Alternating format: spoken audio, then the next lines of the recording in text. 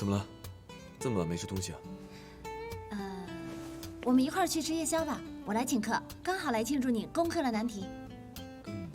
今天我想趁我有灵感，把剩下的设计赶完。没关系啊，我去把它买回来，你在这儿做方案。没关系，易总说了，这是他交给我的任务，一定要全力支持你的设计。我是在监工的，等我回来。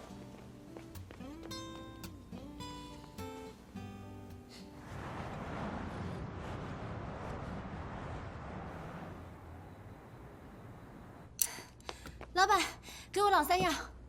哎呦，石小姐，你今天怎么来这么晚啊？我都准备收拾收拾打样了。别，我刚刚可是以100米冲刺速度跑过来的，我连考试都没有这么拼命过。哎呦，石小姐，你可真是我们嘉兴小吃店的忠实食客呀！可不嘛，今晚对我很重要，需要你的这份小吃来加持。啊，我的小吃还有加持功能啊？当然了，全世界、全宇宙，我就喜欢你们嘉兴这一口，好不好？谢谢，辛苦了。就冲你这句话，今天我就帮你帮到底了。谢谢。今天又可以陪叶嘉诚刷夜了，只要能这样静静地看着他，我就已经心满意足了。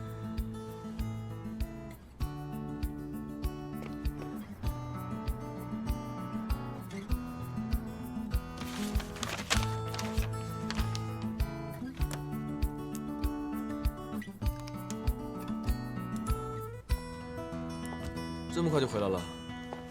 餐馆是不是都已经？你在等谁啊？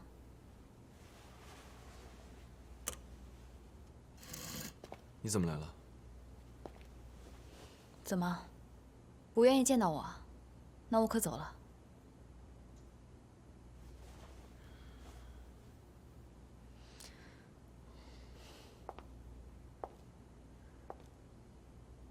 是我爸让我来找你商量一下，看什么时候安排双方父母见个面。有些事情女方不好提的，要男方主动的。怎么你还生气呢？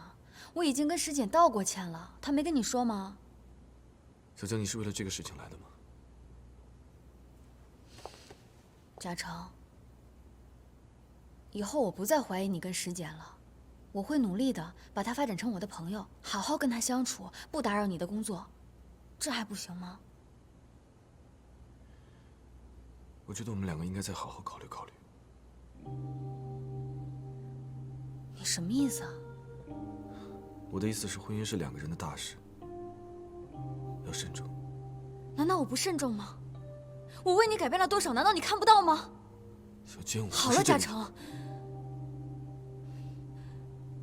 我们2个不要再吵架了，好吗？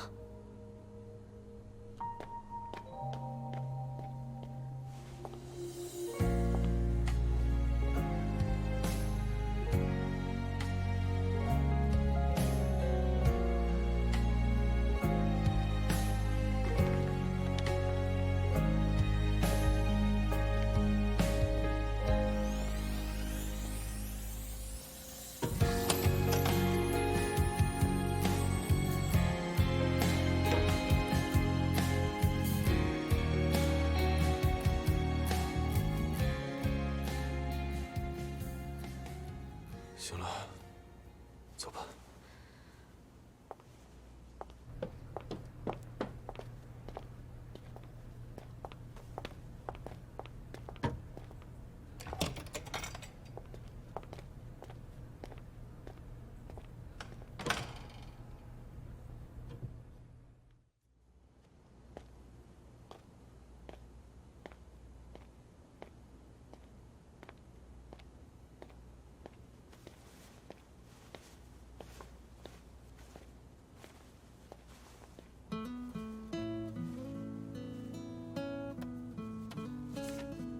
小笼包如果凉了，一定要微波炉加热了再吃。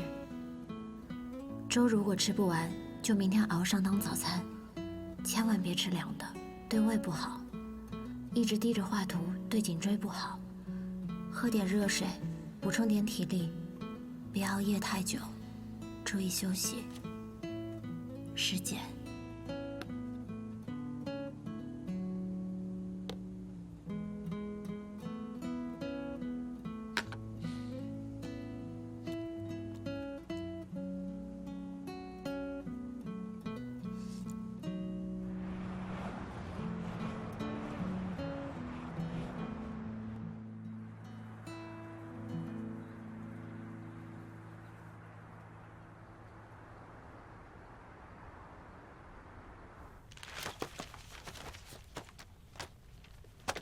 舅舅，您那边的最终方案什么时候能出来？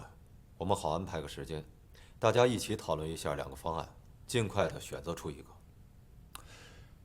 我倒是有一个想法，既然要进行方案的甄选，我们就需要一个评选的模式。光凭咱们易贸自己的评估，我觉得会有失偏颇。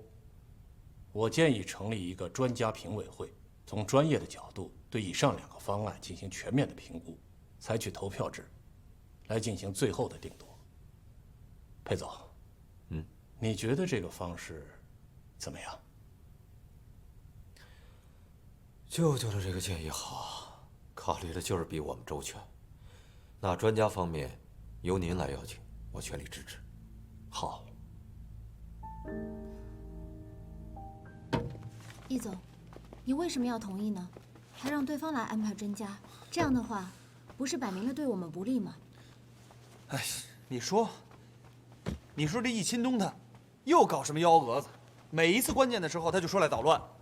易总到底出什么事了？对方说要组织一个专家评委会，拿你和查尔斯的作品进行评选，谁的分数高、票选多，谁的方案就获选。小程，你觉得呢？我无所谓，我的设计又不是拿来参赛的，这一点上，易总你大可不必担心。可是，对方明摆着会拿他们自己人来做评委，到时候一定会倾向查尔斯，这样的评选对你不公平。没关系了，你对我作品没信心啊？怎么会呢？我说过，你是我唯一相信和欣赏的建筑师。那不就得了？那天晚上我已经跟你说清楚了，我已经讲通了。可是我希望你可以被公平对待，而不是变成斗争的牺牲品。什么牺牲品？师姐，易总在这儿，你说话过过脑子行不行？没关系，既然嘉诚觉得没意见，这件事情就不要再讨论了。我对你有信心。不管怎么样，易总，我还是想跟你讨论一下接下来设计的方向。好。哎，宋小晶，你俩什么时候互动上了？他不是你情敌吗？喂，师姐。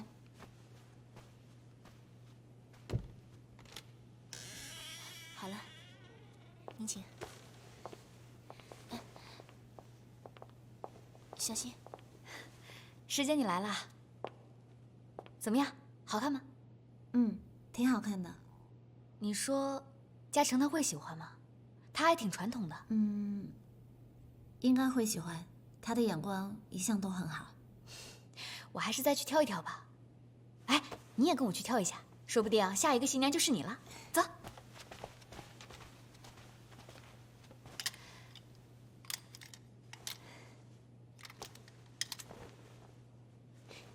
你觉得这件怎么样？还不错。拿去试试。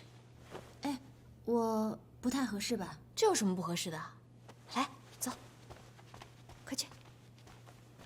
我在外面等你啊。这给我吧。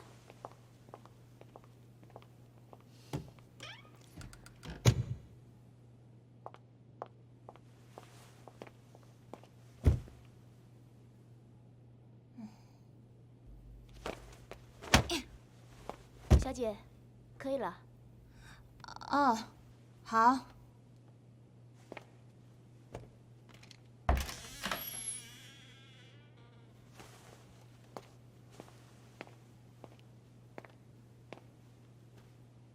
师姐，师姐。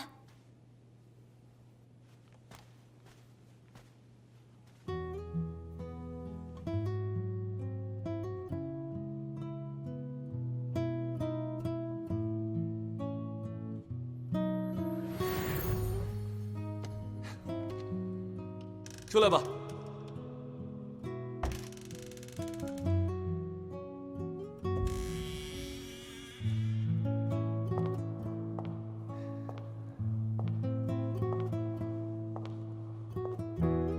绝对不看，真的不看。好美，我都已经感受到了。哎，你为什么可以说好不偷看呢？干嘛不让偷看啊？我告诉你啊，大学我主修建筑，辅修就是偷看。真的吗？还有啊，穿这么漂亮的婚纱，不让我看，让谁看啊？说真的，你一定是世上最美的新娘，没有之一。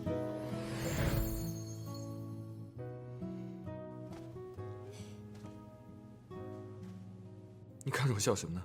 哦，你不许看我，你快点转过去，你不能看我。怎么了？没想到，你穿上婚纱，整个人的气质都不一样了。嘉诚，你曾经在同样的场景里与我四目相对，那时，你的眼里都是满满的爱意啊。嘉诚，你来啦。你看石简穿婚纱是不是特别漂亮？这条是我给她选的。挺美的。你说石简要是来给我当伴娘怎么样？她一定是我们伴娘团里颜值最高的。石简，你愿意吗？宋小晶，你是要把我逼疯吗？你才是伴娘呢。好了，别强人所难了。你这样，石简她也不好拒绝。那我不是把她当闺蜜才让她来的吗？又不是谁都能当我宋小晶的伴娘。要不这样，石简，你先别着急回答我，你好好想想。你要是决定了，我随时给你订伴娘裙。嘉诚，我选了几个蜜月的地方，决定不下来，你过来帮我选选。走。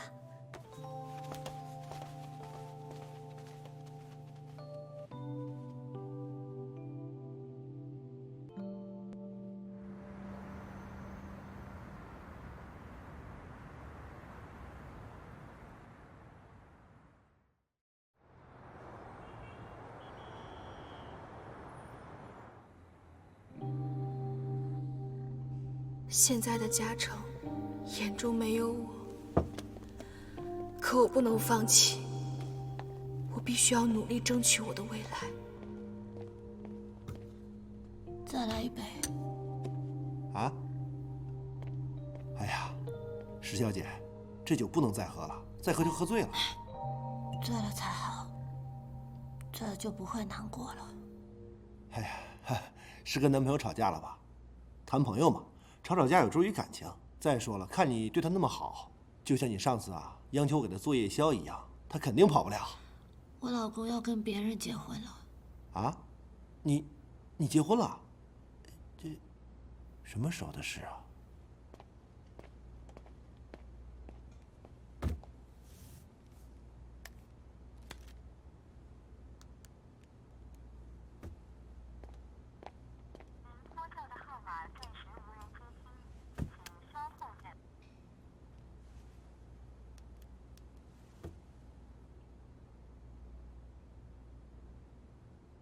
喂，老公，我好想你啊！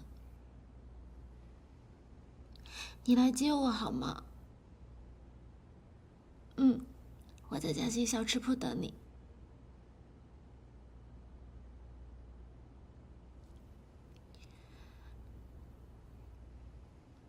好想你啊！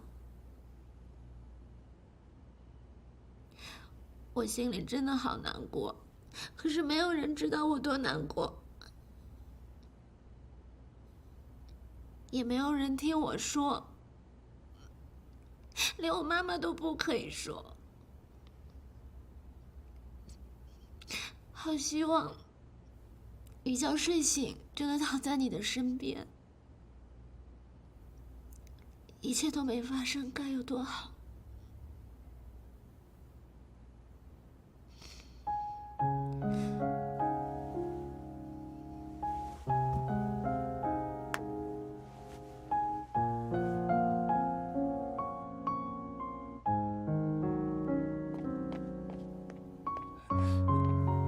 石小姐，你不能睡在这儿啊！你没事吧？我老公来接我了。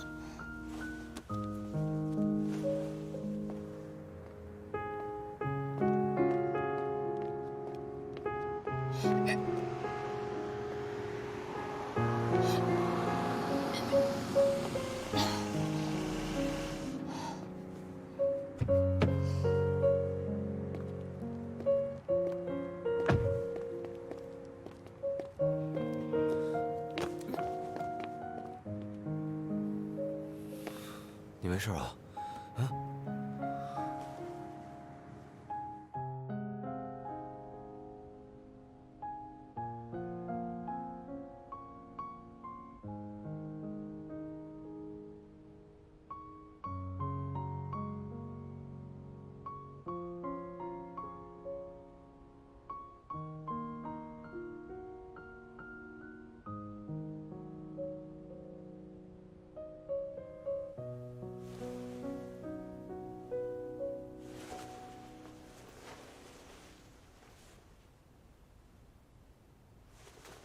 我昨天给嘉诚打电话来着，可是这明明不是嘉诚的家啊！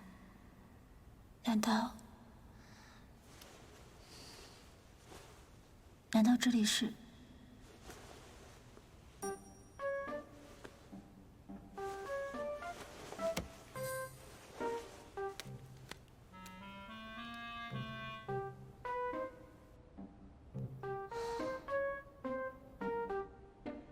完了完了！我昨天晚上都跟他说了什么，都做了些什么，我完全不记得了。这不就是现在流行的时尚简约风吗？跟一佩的风格很搭配，果然真的是一佩。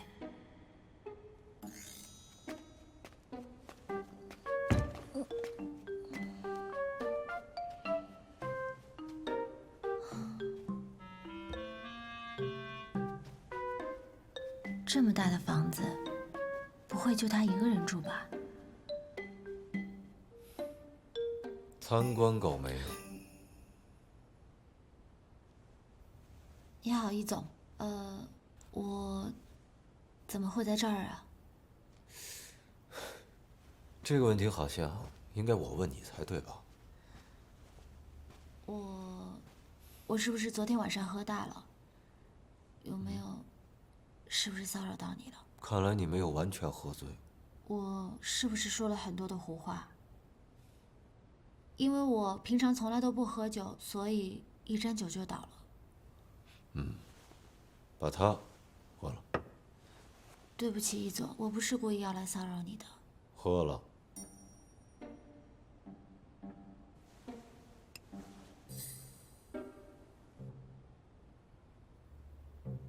喝干净。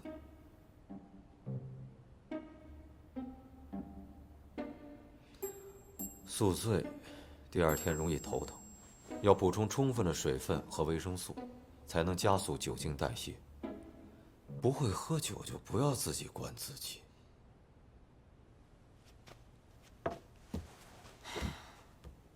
我不过是自己心情太差了，我实在是找不到排解的方法。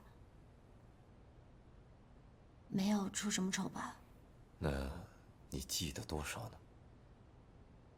我记得我去了嘉兴小吃铺，然后喝了好多好多的酒，打了很多很多的电话，然后好像就有一个人把我给架走了。我还以为是谁？我忘了，不记得了。你抱着我哭，吐了我一身，然后赖在地上死活不走。我看你醉成这样，如果把你送回家的话，你妈妈一定会担心的。所以让张凯给你妈妈打电话，告诉她你临时出差，把你送到酒店，我又不放心，所以我就勉强自己把你带回我家。那我的衣服，我的管家，女的，帮你换的。我对你真没兴趣。对不起，易总，我对我昨天晚上失常的行为向您道歉，我甘愿受罚。如果您觉得我有必要要离职的话，我没有任何意见。记住了，买醉解决不了任何问题，还会耽误第二天的工作。任何理由在我这儿都行不通的。你的衣服在洗衣间已经洗好熨干，自己去换。现在是8点半，给你15分钟时间。吃饭、洗漱，我在车库等。OK？ 哦，那你愣着干嘛呢？我现在就去。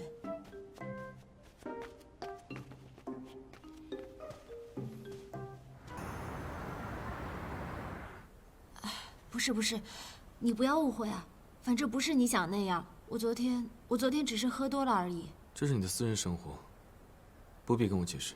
嘉诚，我跟易总之间真的什么都没有，你千万不要误会了。师姐，我没有想多，也没有误会，我只是希望你能够找到属于自己的幸福。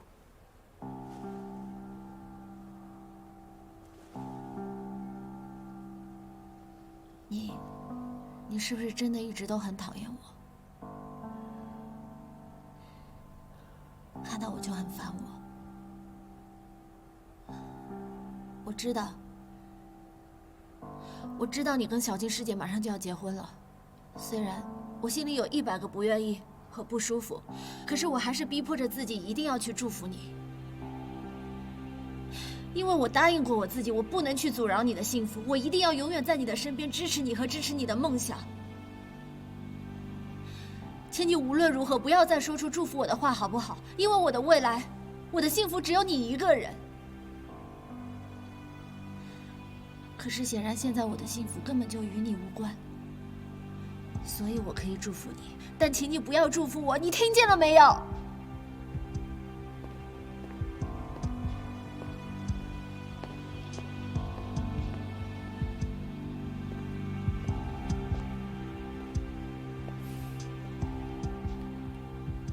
易总，石简这姑娘挺特别的，的确有点不一样。有些东西一旦错过了就回不来了。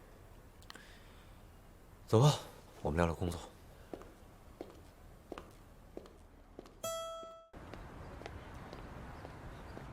嘉诚，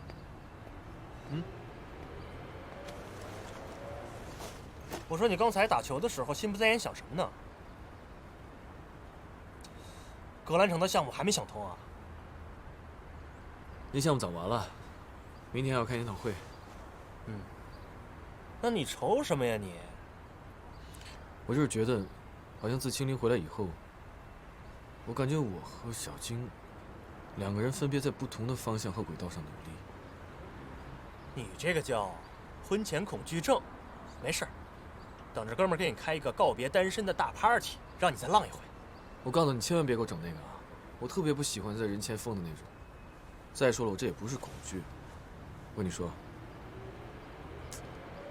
我就感觉吧，好像我跟小晶之间的想法有点不太一样。她最近有些想法特别让我惊讶。这肯定不一样啊！我跟你说啊，这宋姑奶奶我是挺怕的，但是哥们儿，我跟你说句实话，这等你嫁给她之后，哦不对，你俩结婚之后，你就等着去接这个宋教授的班就行了。他估计也就10年就退休了吧。这10年期间啊，你就在城建院里头画图，拿几个说得出名的这个建筑家。哎，行了，我打那天起就不想成为宋院长，我也不想接他的班，我只想好好的做一个建筑师，做我自己的建筑。这不就对了吗？所以说和你预期想的不一样。哎呀，计划赶不上变化快呀！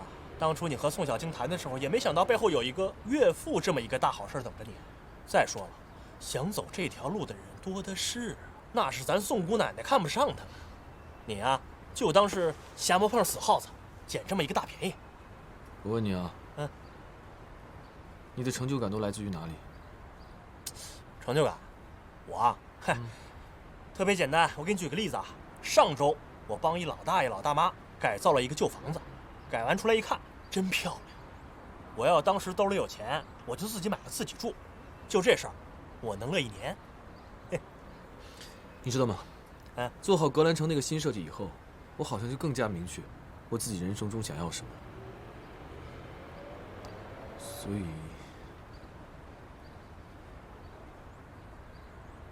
哎呀，行了，你也是九头牛拽不回来了。你做什么决定我都支持你，但是呢，有句话我得告诉你，如果你现在真的选择跟他分手了，我不知道你的成就感去哪儿找。想想吧。走吧。嗯。哪天再打？再约吧。嗯。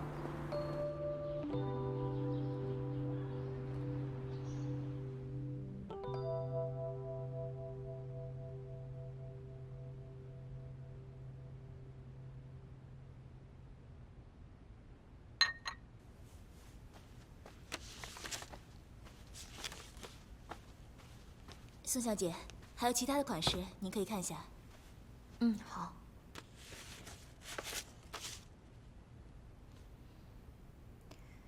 宋小姐，我们这里还有 PS 合成，可以预先看效果的服务。您可以发您跟您未婚夫的照片给我们就可以了。你等一下，我打个电话。好的。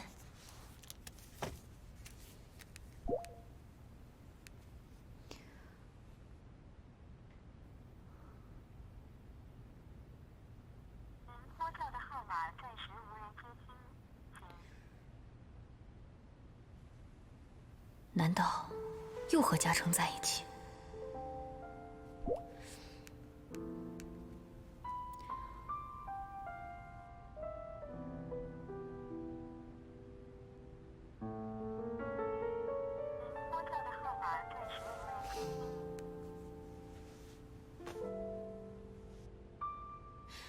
上次我来试婚纱的时候，有一个女孩跟我一起来的，你还记得吧？哦，我记得那个女孩。我好像还让你给她拍照片了，对吧？哦，对，你要是吗？哦，不用不用不用，你就用这个女孩的照片帮我合成婚纱照吧。用这个女孩的脸？对。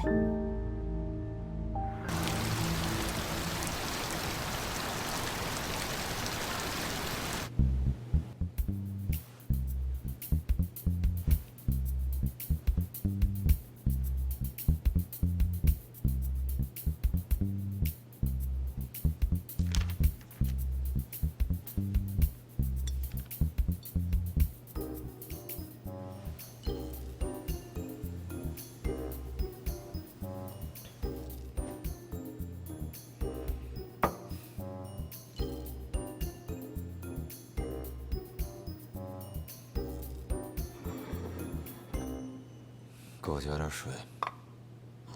哦，好。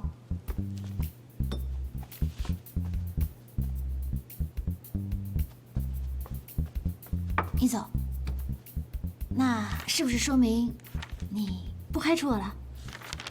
文文不会同意的。我跟你说啊，怡总，你真的好了解赵文文，你知道吗？刚才我送她回去的时候，她也和你说了一模一样的话。那你觉得他有能力摆平这件事吗？站在你的角度来看呢，不能。啊，但是呢，你知道那个男人吧？他其实一看就是一个非常没有担当、没有教养的男人。文文现在已经看到了，我相信他一定可以想明白的。只是吧，你也知道，女人在飞蛾扑火的时候，往往就会失去理智，做出一些自己都会觉得莫名其妙的事情。但一旦冷静下来之后呢，我相信他一定可以做出最正确的选择。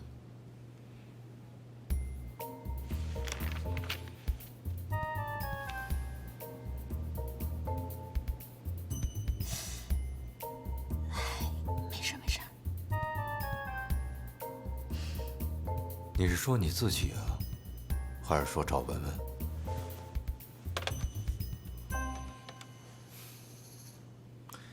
把急救箱给我拿来。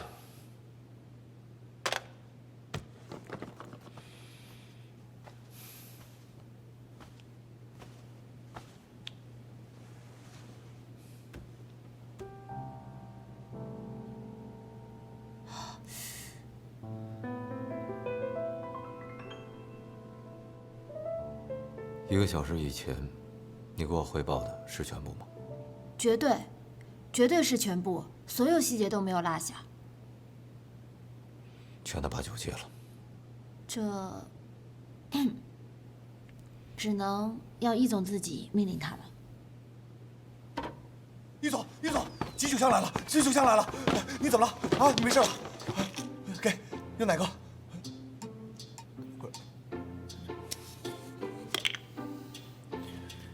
有点凉啊。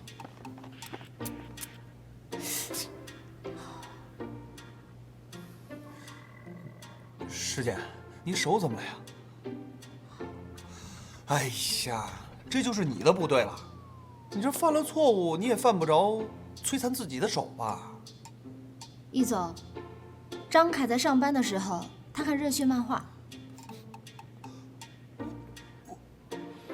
喂，我是在关心你，当着易总面你打我小报告。还好，骨头没什么事儿。漫画出到多少回了？报告易总，出到278回了。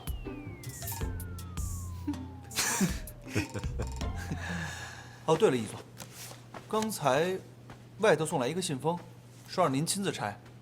我检查了一下，应该是硬纸片吧，没有什么安全问题。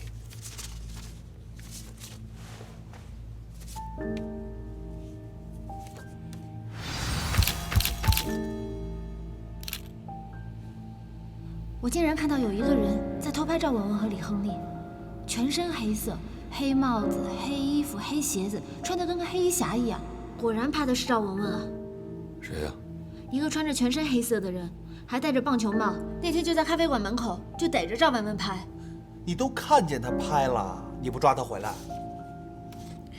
那天我的注意力全都放在他晕倒的事情上了，我马上就送他去医院了，没顾得上。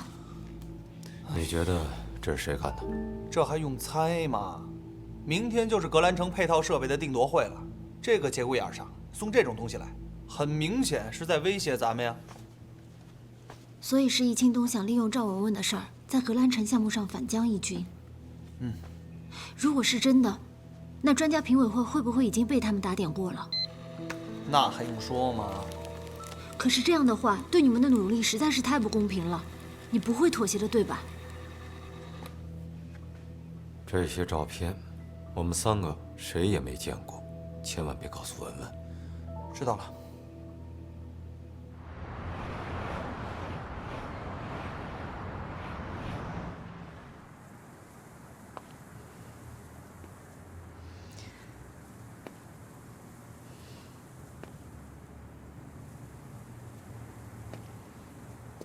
小静，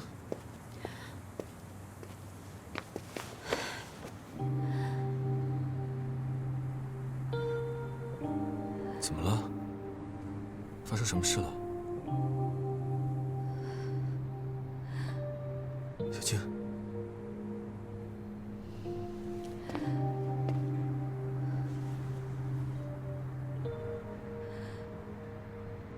我以为我已经很努力了，可是到底怎么了？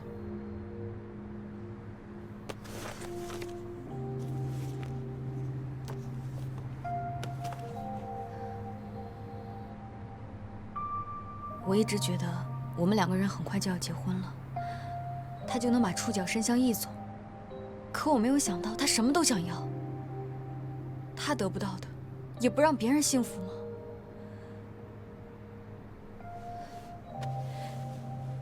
嘉诚，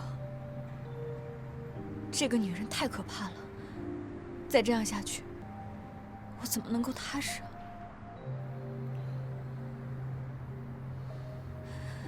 小静，你能不能不要在一件事情上一直在闹情绪？燕斐今天跟我说了，我们2个有可能是婚前恐惧症。可我真的在想，我们2个是不是应该静下来想一想，想想这到底是不是我们2个想要的未来？你什么意思啊？我怎么听着你好像后悔了呢？我问你，我如果大学毕业，没有宋教授直接给我推荐到城建院，而是自己做了一个小作坊去做设计工作，生活窘迫，可能要3年、5年，甚至很多年以后才能被勉强的称作一个设计师。那么我们未来好了，你别说了。根本就不可能有这种假设。我不可能不是宋凯之的女儿，你更不可能不是我的未婚夫。现在我们家的机会、条件、关系都有了，你就当成是你的，直接拿去用就是了。你不要听高彦斐瞎说，他那创的什么业啊？他要是没关系，他创个屁啊！他背后也是有人支持他的。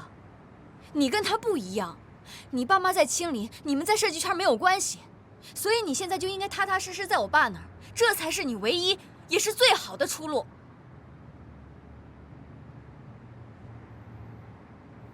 小姐，你是不是觉得，如果我离开你，我什么也不是？这不是觉不觉得，我觉得这没有什么不好的。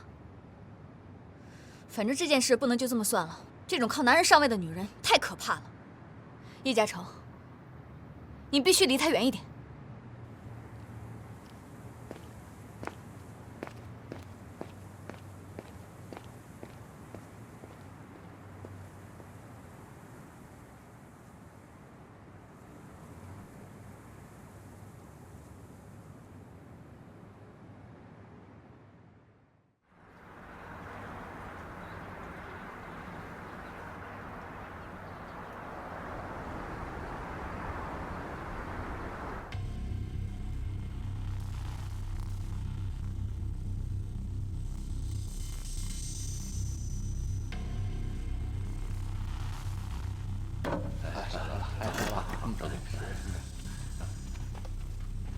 请。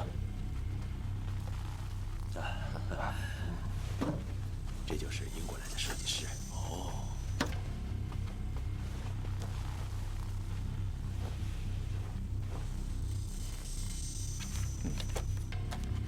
外来的和尚会念经吗？啊 ，OK。董事长，董事长。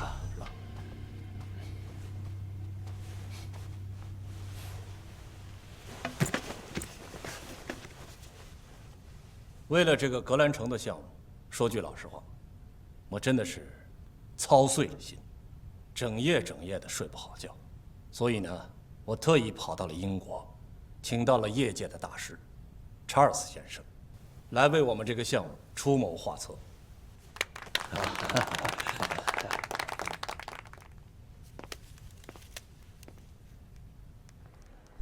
开始了没有？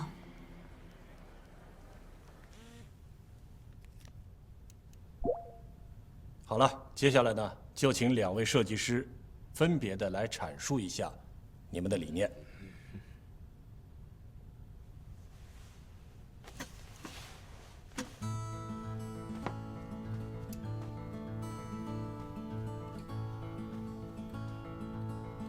在座的各位前辈，大家好，我是城市建筑设计院的设计师叶嘉诚。我的设计理念是极简环保的邻居，第二个家。大家可以通过 PPT 看到，我对中央配套的一个设计是硬成一个椭圆体，总共6层，地下2层，地上4层，顶层会有阳光玻璃顶。整个中央配套设计应该有3个出入口，每一个出入口都会有玻璃长廊联合组成，其中一个入口向内延伸30米，则可直通小区中央内部。中庭的亮点是一个玻璃旋转楼梯，它由藤蔓盘绕。在一个阳光正好的午后，阳光直接打入楼梯间，藤蔓可以随着楼梯一起盘旋向上生长，它可以越爬越高。效果怎么样？这样给小区带来了循环的生命力。同时，彩虹管道作为这个中央配套的一个外部设计，也将成为非常经典的地标性设计。我相信有很多的业主会跟他的朋友们说：“我在彩虹路边等你。”而且这些和留白的玻璃外观设计形成了非常大的反差，还没有什么反应啊？那你觉得呢？我觉得很牛掰啊！公司送我套格兰城的房子吧。那就好。我相信，作为第二个家，实用性和舒适性则是我的优先考虑。可是我喜欢没用啊，专家和股东们喜欢才行啊。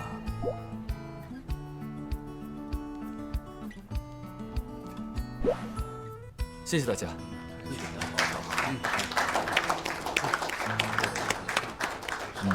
好。Cheers。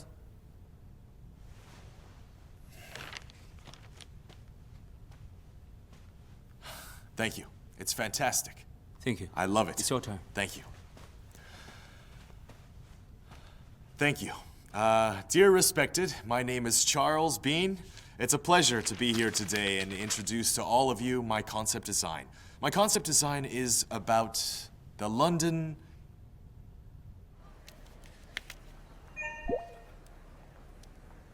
查尔斯的怎么样？就是一个带有英式古典风格的小城堡，没啥意思。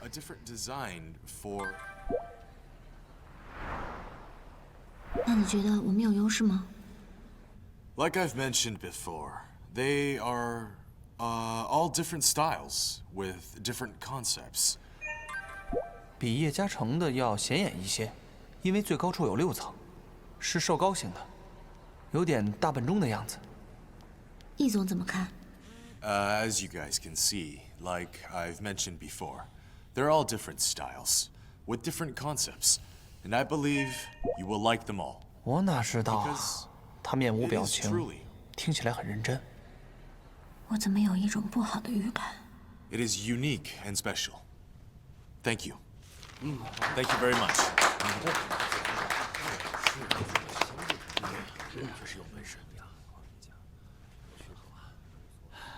你们怎么看呢？各有千秋吧。还是由专家说说吧。我个人比较喜欢第一个叶设计的方案。这样吧，要不然咱们就别墨迹了，咱们就直接打分，10分制，请3位专家给出2组数字，咱们取一个中间的平均值，怎么样？好，好，那我们就来按照京东所说的，请专家给出2个作品的相应分数。你看看啊，不想播种。请亮出叶设计的分数。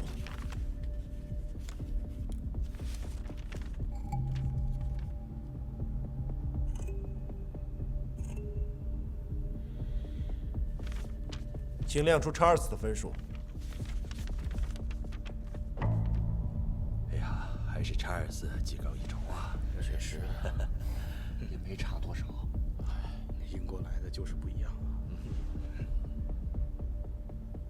这个结果呢，我赞成。第一个设计呢，我觉得太简单了。败了。当然了。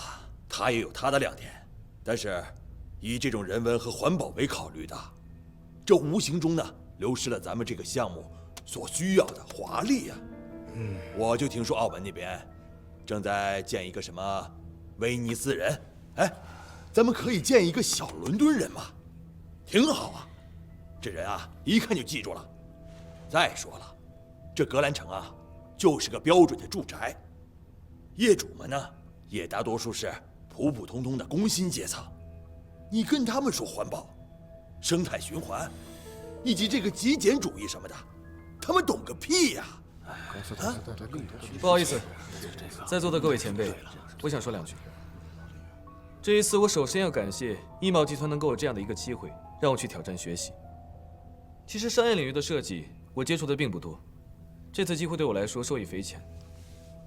刚刚这位前辈所说，工薪老百姓不在乎生态以及环保，这一点我非常不认同。我认为生态环保是一种生活方式，更是一种生活态度的普及，不应该有偏见。纯钢筋和水泥的建筑，它没有生命力，就是再普通的住宅，它也是一个家。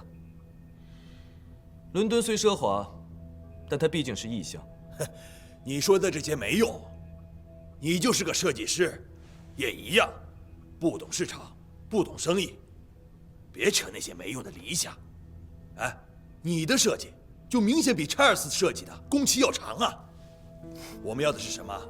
我们要的是在极短的时间内，去解决这个危机的基础上，再来吸引别人的眼球啊！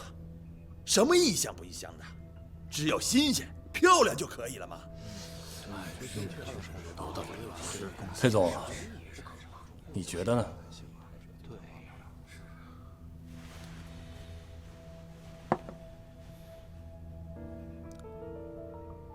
我相信3位专家给出的结果。舅舅不远万里的把查尔斯从英国请过来，为了我们这个项目，自然是有他的道理的。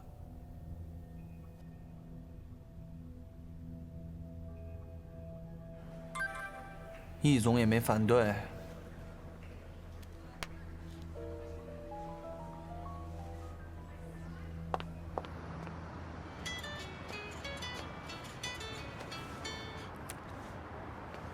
喂，宋教授，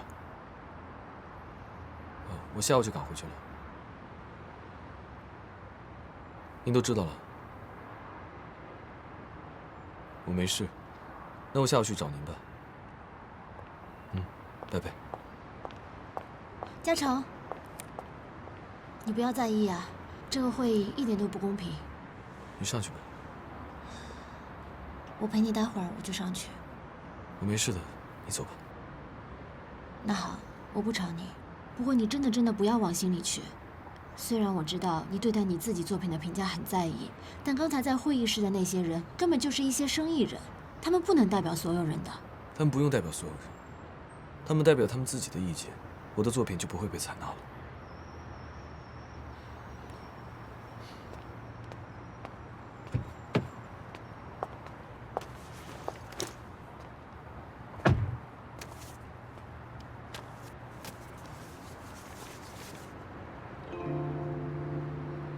为什么会有这个照片？我不知道，我还想问你呢。我根本不知道这照片是什么。这照片什么意思呢？这照片不是你弄的？当然不是。我知道了。上去吧，我走了。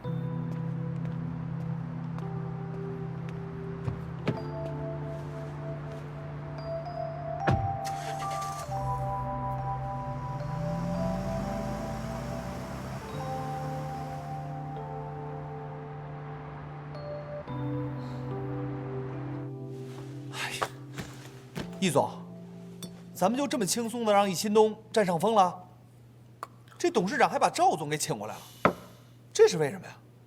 这不是明摆着让他看你笑话吗？这会不会跟赵小姐的事情有关系啊？哎，这不是让易新东一箭双雕了吗？他巴不得破坏你跟赵家的关系。我就是要让他得逞。什么意思啊？他露出的尾巴越多，外公看得就越清楚。我们只需要静观其变。你说，这易秦东到底知道多少关于赵小姐的事情？这就不好说了。易总，我想跟你谈谈。师姐，我知道你要说什么。那你为什么还要纵容这样的不公平发生呢？谁呀？叶嘉诚啊！傻子都能看出来，这件事情根本不是在设计上出现问题，而是你们这些大老板根本就理解不了作为一个设计师的心血，还有他专注在这件事情上面的精力和时间，包括激情。我们这种大老板，我真没想到，你也是不在乎的。师姐，这我们跟设计院合作是有正规合同的。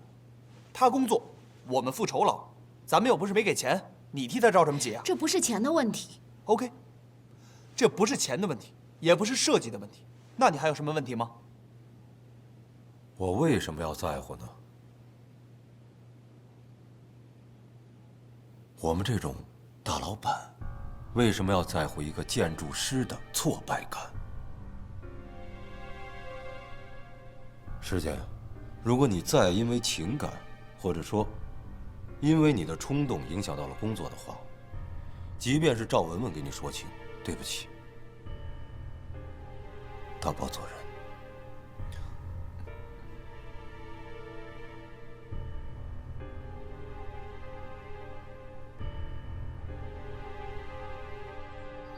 怎么样？是不是感觉受到了打击啊？确实很被动。这件事情有它本身的游戏规则，其实，集团的内部斗争也很正常。可凭什么我的作品要牺牲在内部斗争中？哦，你不必把自己当成牺牲品。我知道，失落感你一定是会有的，但是还是要尽快的调整过来。设计院未来的好项目有的是，不要计较一时的得失嘛。孙老师，我做设计是希望把它从纸上变成现实。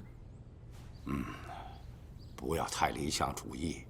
其实每一个设计师的家里，那都不知道堆了多少非常优秀的图纸，而没有被建造出来。随便拿出一张来，可能都比现在的要好得多得多。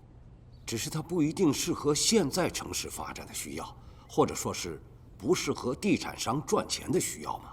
可是我的设计又没有违反他们的项目需求和定位，而查尔斯他只是随随便便拿了一个英式的建筑过来，一点诚意心意都没有。只要易茂他不在乎，他敷衍了事和你也没关系嘛，你就不要再纠结了。之前，易佩和我交过底了，易茂刚刚涉足地产，只要根基打得好，未来项目有的是。我们设计院根本又不缺项目，易茂只是一小单，维护好关系，目的就已经达到了。易佩这次欠我一个人情，未来有机会他一定会还上的。我明白了，这些门道和设计本身并没有任何关系。嘉诚啊，你很聪明，不过也不要只沉浸在自己的设计世界里。关于你自己未来的定位，你该好好想想了。好了，晚上啊，我有个饭局，跟我一起去。要见的是几个非常重要的人物，你也认识认识，或许对你的未来很有帮助啊。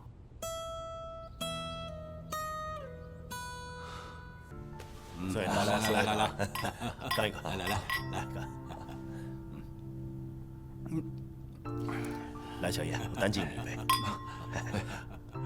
来，小叶，喝一个啊！哎，小叶真是海量啊，好酒量啊！孙院长，来，哎，我敬你一个。来，加上我，孙院长，来，干！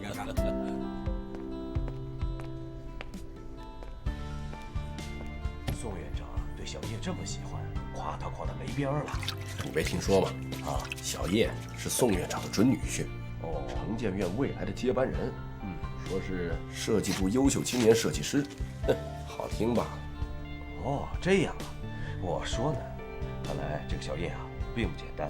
宋院长对他的女儿那是没话说的，先搞定他女儿，然后呢搞定苏院长，这样呢就可以背靠大树，平步青云呢。听说他格兰城方案没通过的事儿，也让宋院长给压下来了。哦，看来这小子也没啥本事，徒有虚名，只会抱大腿。他抱谁的大腿呢？宋院长的女儿那可是有名的大美人儿，便宜都让他给占尽了。明白了。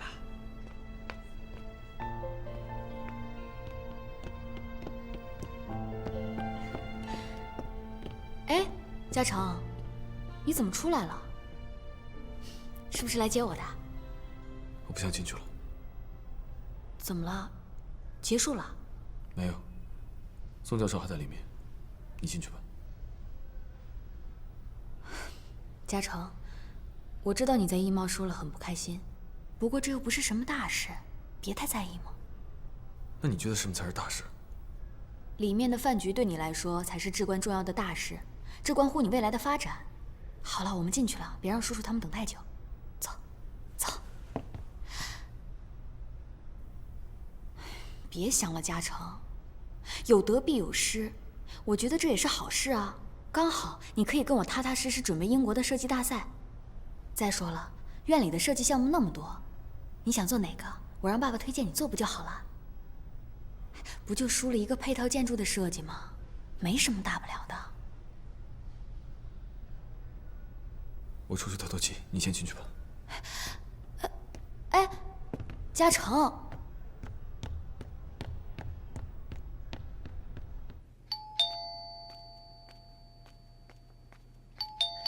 谁？赵小姐你好。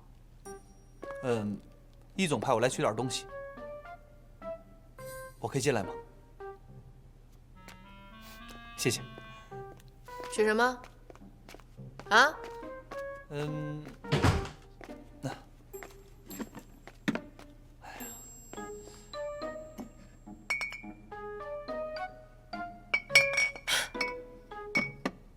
原来他不想让我喝酒啊！你回去告诉他，我喝多少酒跟他没关系。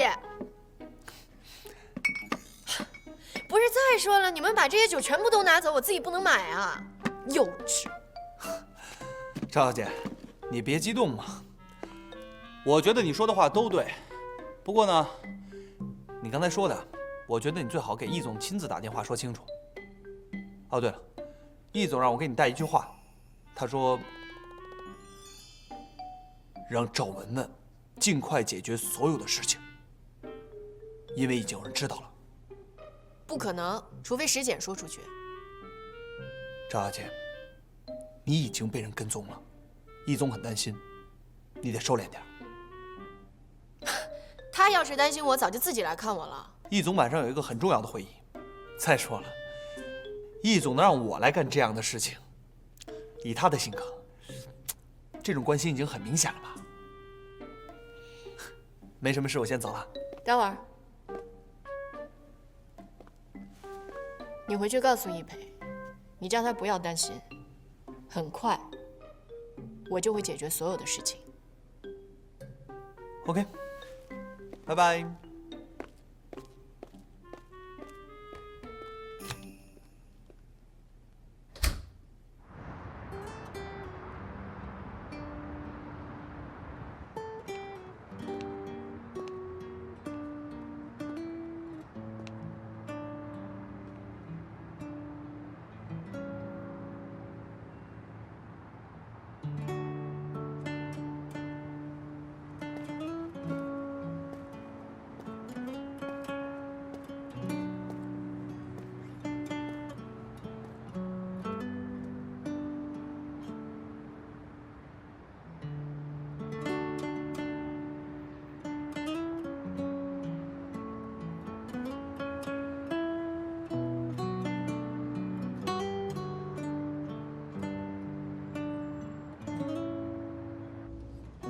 原来二位都认识啊，都是常客。吃好了，我送你们水果啊，慢慢吃，有需要叫我啊。谢谢老板。好。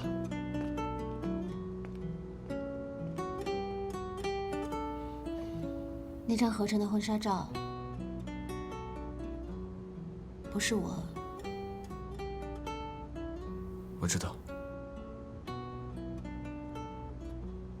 还有今天衣帽的那个结果，也不是你。我也知道。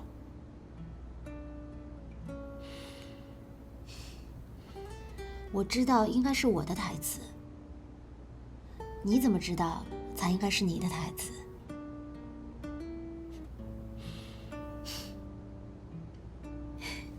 快趁热吃吧。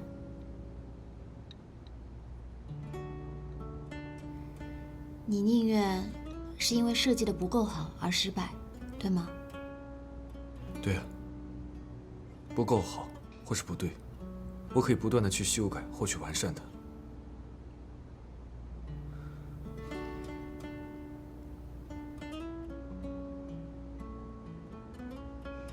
我觉得你只是想做一个单纯的建筑师。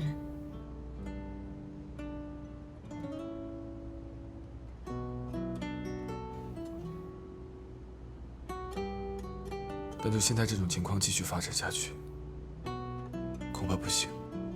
其实不难。你不了解情况。我不了解不重要，但是比起你的理想和你想成为的人，那些更重要，不是吗？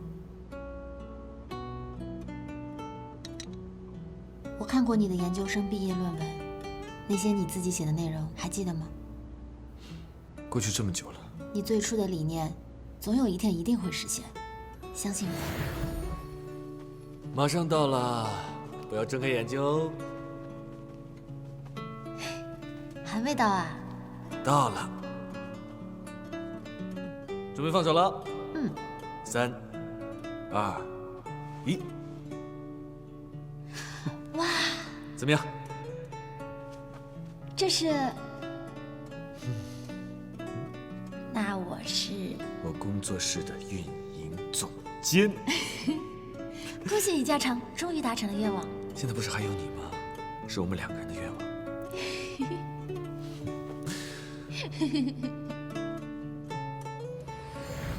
只要你不放弃。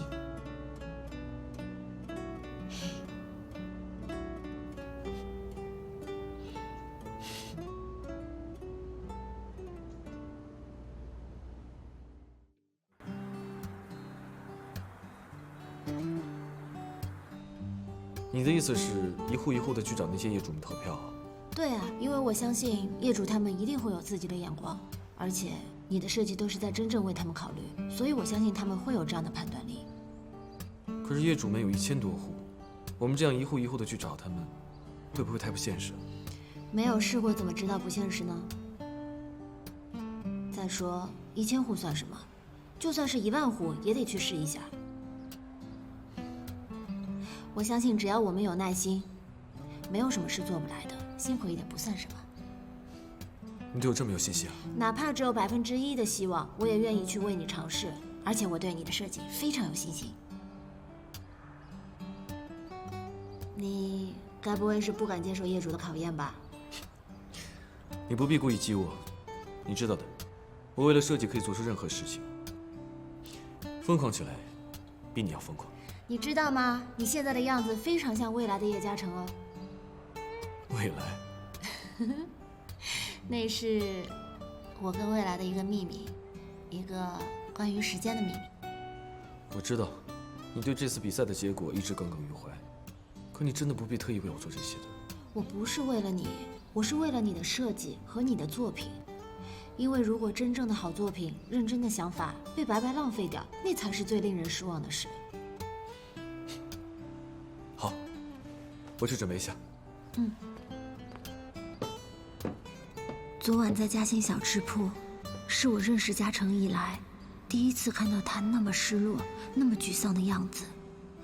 没有想到嘉诚也有这么无助、迷茫的时候。我很希望我能够给到他一点鼓励，一点支持，早日变回我熟悉的那个嘉诚。喂，你好，刘先生，我是格兰城项目的负责人，我们想针对格兰城的配套设计方案，来征求一下您的意见和想法，所以请您给我一个邮箱地址，我们把设计方案发给您。好，谢谢，再见。我把格兰城小区的设计报告做了一个简约的 PPT， 这样让业主们能更明白我们在说什么。我已经约好了一些业主的时间，我现在打算去见他们。我跟你一起。可是你设计院今天不用上班吗？还是不要耽误你工作了。放心吧，我已经请好假了，总不能让你一个人孤军奋战。但这可不是1、2天的事儿哦，你请这么久的假，对你会不会影响不好？我从上班第1天开始到现在，1天病假没有请过，放任这么多病假不用，什么时候用啊？别可视了，走吧。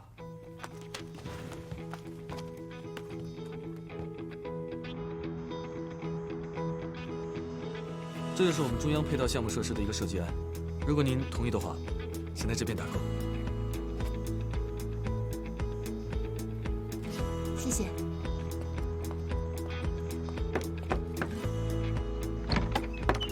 谁呀？你们是？你好。不好意思打扰一下，我想请您对格兰城中央配套项目设施的。你好，请问能做个调查吗？不好意思打扰一下。我没时间。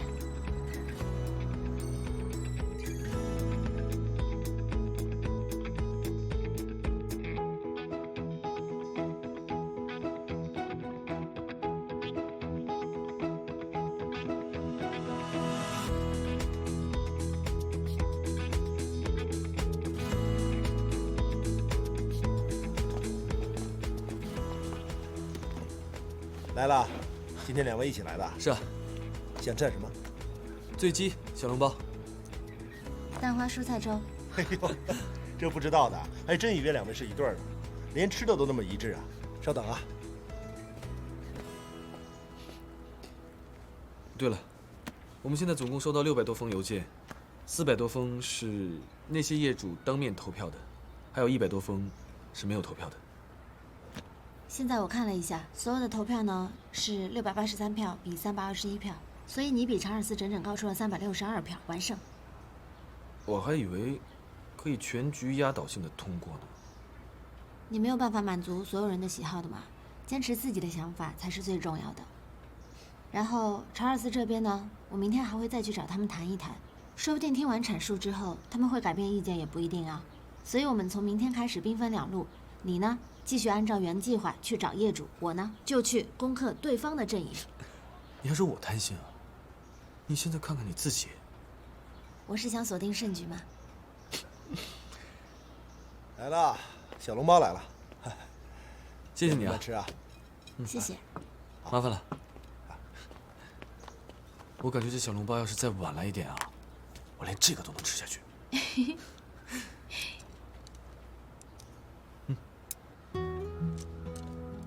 未来，我与嘉诚的婚姻中，我一直是那个被保护的人，从来没有替他烦恼过任何事。现在能够跟他一起并肩奋战，是一种特别不一样的体验。能够为他分担，哪怕一点点的烦恼与忧愁，我都很满足。我越来越有信心，嘉诚或许可以第二次爱上我。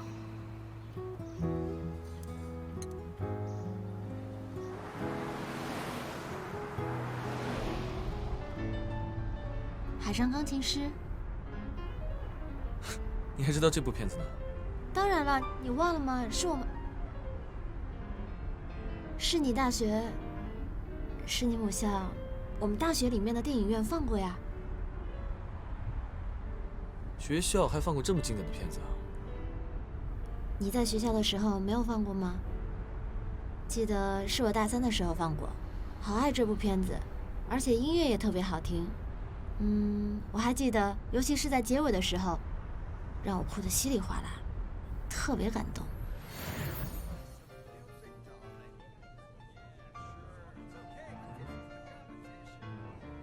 为什么每次都要看这么感人的片子？看完之后，今天晚上又要失眠了。这么好的片子，不看多遗憾啊！失眠也值得。男主角为什么不下船去追他喜欢的女孩呢？你想想，他自出生到他长大，他就一直在这艘游轮上，从来都没有离开过。这些才是他最熟悉的。你有没有发现，其实啊，音乐才是他的最爱。只要有音乐，他就有快乐。就好像建筑给你带来的快乐一样，是吗？那你会为了你的梦想和建筑放弃我吗？这怎么可以比啊？再说了，你也是我的梦想。放弃你就等于放弃了梦想。I love you， 老公。我也爱你。我也特别喜欢这部片子，这段《Pin in Love》是里面我最喜欢的一段音乐。你知道吗？本来那个男主角在漫无目的的一通乱弹，可是突然在甲板上出现了一个姑娘，也不知道那个姑娘是在往里面相望，还是在照镜子。可是当男主角看到她那一刻起，混乱的音乐戛然而止，不知不觉中，这段春心萌动的音乐就被他即兴地弹了出来。你还记得吗？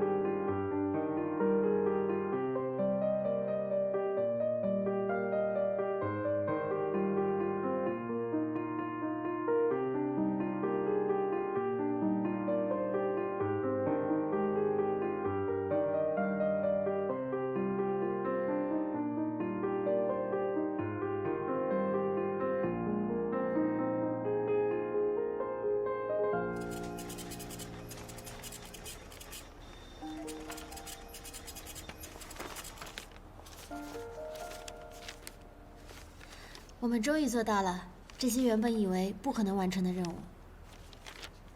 其实用不用我的设计，我已经无所谓了。有这么多人都能够支持我的想法，我很开心。我们已经尽了最大的努力，剩下的就交给命运吧。感谢命运和时间的安排，让我和嘉诚有了这么一段亲密无间、同心协力的时光。虽然他可能无法走向我熟悉的那个未来，但现在的我已充满感恩。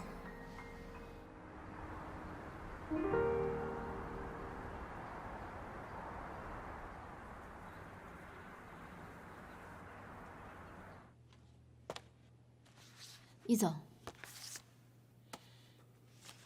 这是什么？这是关于格兰城配套设计的调查。这件事不已经过去了吗？你怎么还在纠结这个问题啊？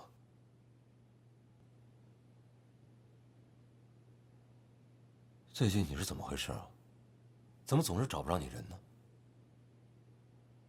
张凯跟我说，你们家里出了事，你要请假，是阿姨身体上……对不起，易总，在请假这件事情上面，我向您撒了谎。但是你千万不要去怪张凯，因为是我要求他帮我瞒着你的。为什么要说谎呢？你听我把话说完，等我说完之后，您看看再怎么处置，我都听您的安排。你说。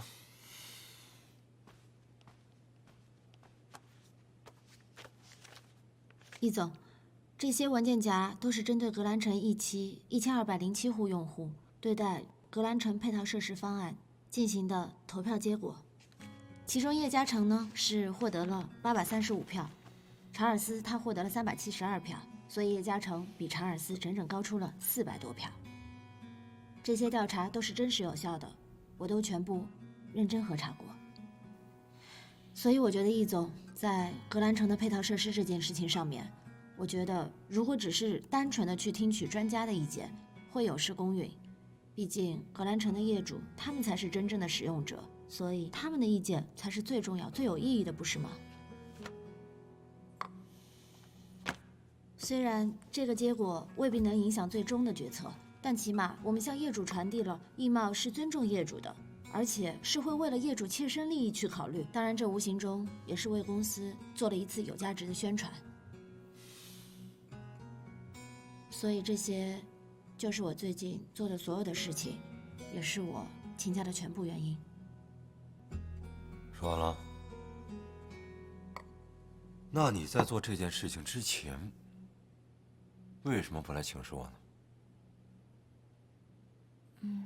好，我来替你回答。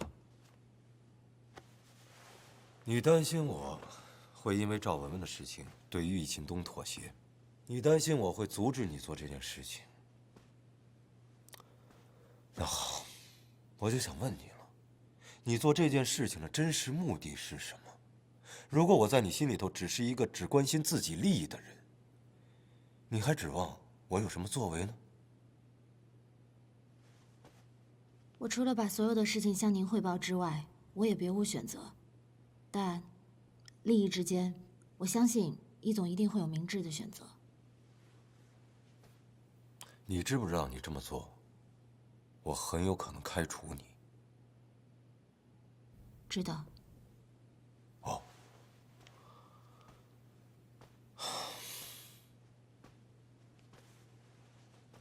你对叶嘉诚果然是很关心，